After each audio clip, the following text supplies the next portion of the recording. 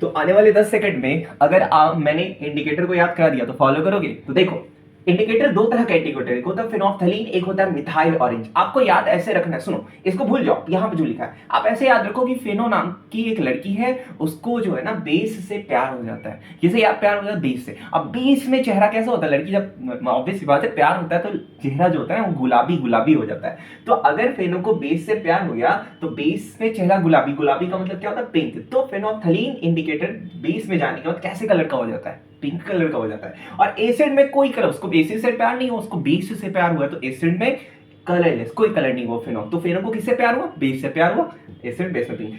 Methyl orange, orange आप ऐसे याद रखो, ऑरेंज को आप ऐसे याद रख लो कि ऑरेंज जो होता है ना उसको एसिड में जाने के बाद गुस्सा आता है, एकदम गुस्सा आता है। गुस्से में आदमी कैसा होता है, लाल। तो एसिड में मिथाइल ऑरेंज को, मिथाइल ऑरेंज को एसिड में जाने के बाद कैसा होता है, गुस्सा। गुस्से में आदमी लाल। तो लाल कैसा, लाल का मतलब क्या हो जाएगा, रेड। तो ऑरेंज एसिड में, मिथाइल ऑरेंज को एसिड में गुस्सा, गुस्सा मतलब लाल, याद रखना है। और बेस में गुस्सा नहीं आता तो बेस में येलो, बस ये याद रखना है आपको। बेस में इसका क्या होता है, येलो होता है, ठीक है, बेस में येलो होता है। ऑरेंज होगा बेस में जाएगा तो yellow colour. All factor indicator क्या होते हैं, देखो ध्यान से सुनो।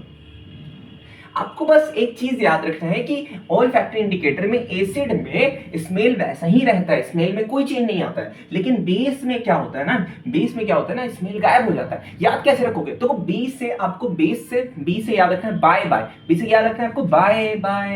एसिड में, एसिड में कहां चल गया, सॉरी, बेस में स्मेल बाय बाय हो जाता है, बाय बाय का मतलब गायब हो जाता है। बाकी एसिड में वैसे ही रहेगा, चाहे ऑनियन हो, चाहे वनीला हो, चाहे ग्लो, एसिड वैसे ही रहेगा। लेकिन बेस में कलर क्या होता है, बाय बाय। क्लियर।